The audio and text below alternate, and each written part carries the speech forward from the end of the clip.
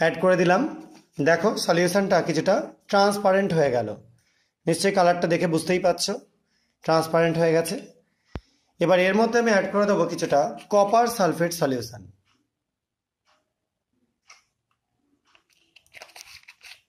দেখো সলিউশনটা যোগ করবার পর কপার সালফেটের যে প্রেসিপিটেটের মতো পড়লো, যেটা কিউপ্রিক হাইড্রক্সাইড, তার কিন্তু কালারটা আস্তে আস্তে দেখো চেঞ্জ করছে।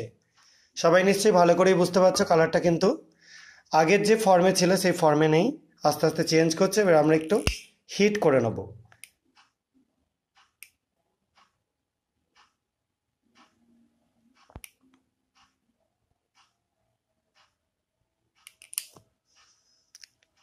এবার একটা গ্লাস রড দিয়ে একটুখানি জাস্ট নাড়িয়ে নিচ্ছি। দেখো, দেখতে পাচ্ছ কালারটা পুরোপুরি চেঞ্জ করে গেল।